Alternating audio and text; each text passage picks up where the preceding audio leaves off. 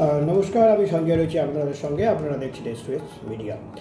ইতিমধ্যেই একটা এই মুহূর্তে ব্রেকিং নিউজ অবশ্যই বলা যায়, বিগ ব্রেকিং নিউজ এই কারণেই, কারণ যেটা এখানে জানা যাচ্ছে কিছুক্ষণ আগে যে জুনিয়র ডাক্তার ফ্রন্টসের পক্ষ থেকে যে আন্দোলন চালানো হচ্ছিল, অর্থাৎ ওয়েস্ট বেঙ্গল জুনিয়র ডক্টর ফ্রন্টসের পক্ষ থেকে যে আন্দোলন চলছিল, কিছুক্ষণ আগে তারা ঘোষণা করেন যে আজকে নবান্নের তরফে তাদের কাছ থেকে একটি মেল আসে এবং তারা কালকে যে আলোচনার জন্য গেছিল, অর্থাৎ চতুর্থ এবং পঞ্চম দফার যে তাদের আলোচনার বিষয় ছিল, সেই আলোচনার পর এই মুহূর্তে তাদের কাছে যে সদর্থক বার্তা এসছে নবান্ন সূত্রে, তারপরে তারা যেটা ঘোষণা করলেন যে গতকাল স্বাস্থ্য ভবন থেকে তারা সিজিও কমপ্লেক্স পর্যন্ত একটা মহামিছিলের ডাক দিয়েছে এবং এই মহামিছিলের পরেই কাল থেকেই তাদের যে আন্দোলন, অর্থাৎ স্বাস্থ্য ভবনের কাছে যে আন্দোলন কর্মসূচি, সেটা তারা তুলে নিচ্ছেন এবং শনিবার থেকে সম্পূর্ণরূপে তারা আবার কাজে যোগ দিচ্ছেন, এই বার্তাও তারা দিয়েছেন।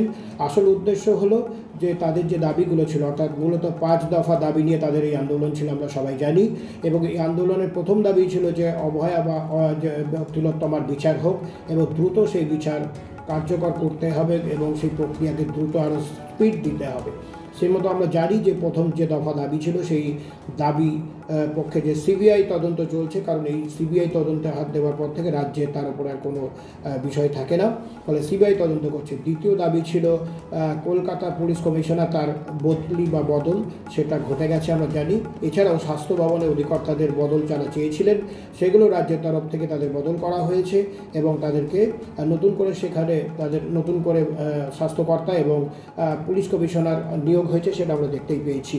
ফলে তাদের যে 5টা দফা দাবি ছিল, সেই দাবির কেন্দ্র করে তারা যে আন্দোলন চালাচ্ছিল, অর্থাৎ জাস্টিস ফর আরজি কর, এই দাবিকে সামনে রেখে যে আন্দোলন সারা পশ্চিমবাংলায় ছড়িয়ে পড়েছিল, আরজি কর থেকে শুরু হওয়া সেই আন্দোলন কিছুক্ষণ আগেই জুনিয়র ডাক্তাররা নিজেদের মধ্যে মিটিং করেন এবং মিটিং করে যে সিদ্ধান্ত তারা জানান যে তারা শনিবার থেকে কাজে যোগ দিচ্ছেন এবং তার মধ্যেই কালকে যখন তারা এই স্বাস্থ্য ভবন থেকে সিজিও কমপ্লেক্স পর্যন্ত এই দাবিকে সামনে রেখে একটা মিছিল করবেন।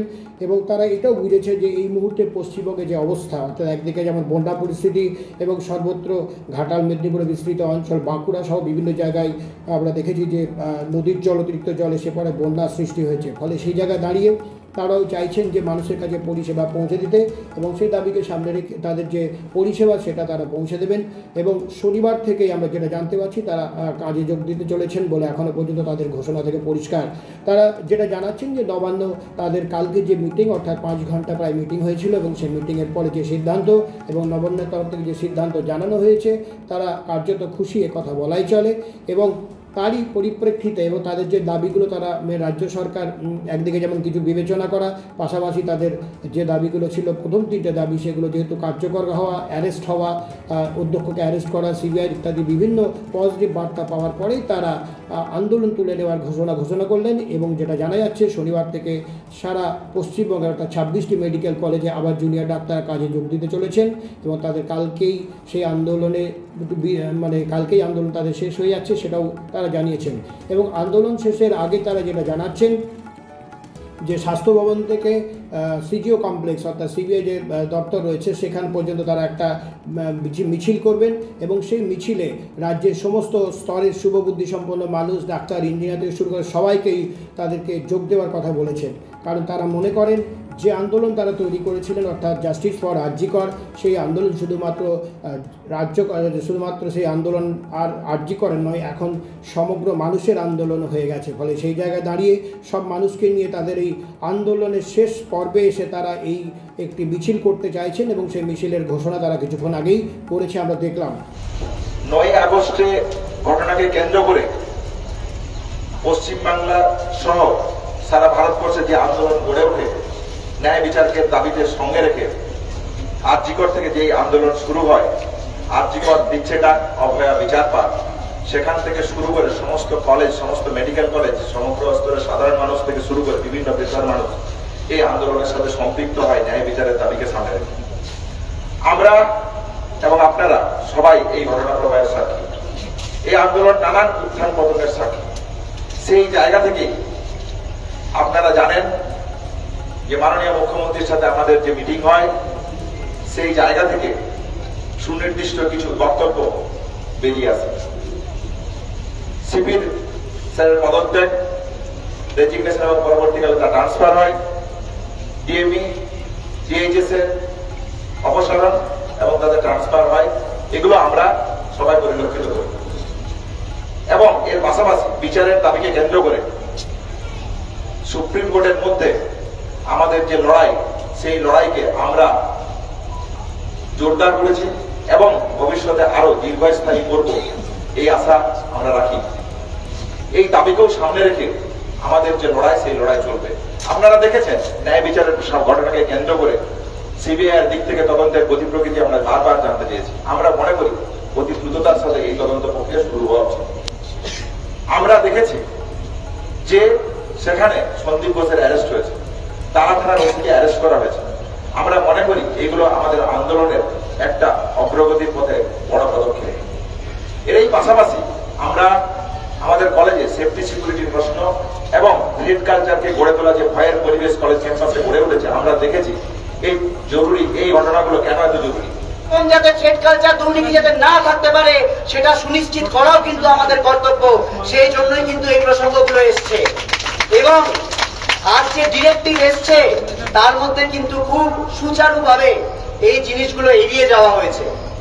আমরা আজকে যে বন্যা পরিস্থিতি তৈরি হয়েছে তার কথা মাথায় রেখে এবং আংশিক যে জয় আমরা পেয়েছি সেই জয়ের কথা মাথায় রেখে আমরা কালকে মিছিলের পর নিজ নিজ কলেজে ফিরে যাব, ধর্ণা মঞ্চে ফিরে যাব এবং আমরা একটা স্ট্যান্ডার্ড অপারেটিং প্রসিডিওর তৈরি করব, এসওপি, যে এসেনশিয়াল সার্ভিস বলতে আমরা কি কি মনে করছি এবং আমরা আংশিকভাবে, মনে রাখতে হবে আংশিকভাবে আমরা সেই এসেনশিয়াল সার্ভিসে কিন্তু পরশুদিন থেকে জয়েন করছি, এটা দেখানোর জন্য যে আমাদের সদিচ্ছা রয়েছে এবং আংশিক জয়কে স্বীকৃতি দিয়ে আমরা জয়েন করছি। কিন্তু আমাদের যে যে জিনিস পাওয়া বাকি আছে তার জন্য কিন্তু আমাদের আংশিক কর্মবিরতিও চলবে, রাজপথেও আমাদের আন্দোলন চলবে, সুপ্রিম কোর্টেও আমাদের আন্দোলন চলবে এবং অভয় আর ন্যায় বিচারের আন্দোলন, অভয় আর ন্যায় বিচার কিন্তু আমরা ছিনিয়ে আনবই। অভয় আর ন্যায় বিচার যতদিন না আমরা ছিনিয়ে আনতে পারছি, যতদিন না দোষীরা ধরা পড়ছে, যতদিন না প্রকৃত দোষীরা ধরা পড়ছে এবং যতদিন না আর একজনও অভয় হয় এটুকু সুনিশ্চিত হচ্ছে, ততদিন আমাদের লড়াই চলবে। সাধারণ মানুষের উদ্দেশ্যে আমাদের আহ্বান থাকবে, কালকে বিকেল 3টে স্বাস্থ্য ভবনে সকলে জমায়েত হন।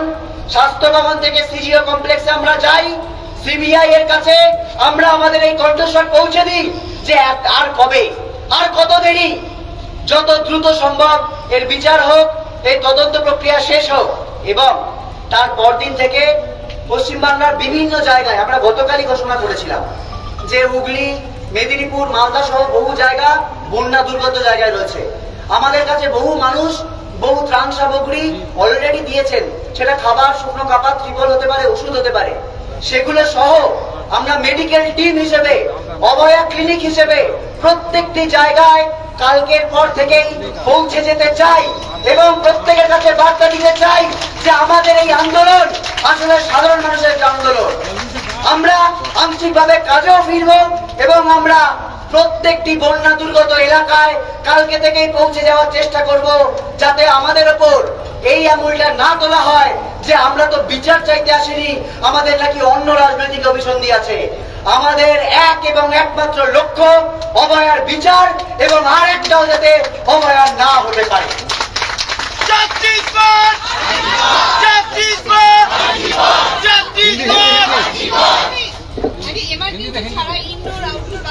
হিন্দি হিন্দি হিন্দি আমরা বলেছি এসেনশিয়াল সার্ভিস। এসেনশিয়াল সার্ভিস প্রত্যেকটি ডিপার্টমেন্ট ভিত্তিক, প্রত্যেকটি কলেজ ভিত্তিক আলাদা আলাদা হয়। আমরা কালকে মিছিলের পর প্রত্যেকটি কলেজে ফিরে যাব, প্রত্যেকটি কলেজে সেই অনুযায়ী ডিপার্টমেন্ট ভিত্তিক আমরা স্ট্যান্ডার্ড অপারেটিং প্রসিডিওর বানাবো, এসওপি বানাবো, যে কোন কোন জায়গায় অত্যন্ত প্রয়োজনীয় এবং মানে অত্যাবশ্যকীয়, ঠিক সেই সেই জায়গাগুলোতে আমরা ফিরবো। কোনো ওপিডি সার্ভিস বা কোল্ড ওটি এই জায়গাগুলোতে কিন্তু আমরা এখনো কর্মবিরতি চালিয়ে যাব এবং আমরা এই কারণেই চালাবো কেননা আমাদের সেফটি, আজকে যে ডিরেক্টিভ এসেছে তাতে কিন্তু বলা হয়েছে as soon as possible এই ব্যবস্থা নেওয়া হবে, প্যানিক বাটন করা হবে, রেফারেল সিস্টেম করা হবে, কিন্তু সেগুলো কবে করা হবে সেগুলো কিন্তু বলা হয়নি। আমাদের চোখ থাকবে আগামী 27 তারিখের হিয়ারিং এর উপর। এর মধ্যে যদি এই দাবিগুলো সম্পর্কিত কোনো সুনির্দিষ্ট ডিরেক্টিভ না হয়, আমরা মনে রাখতে বলবো প্রয়োজন হলে আমরা আবার পূর্ণ কর্মবিরতিতে যেতে পারি এবং আরো তীব্রতায় এই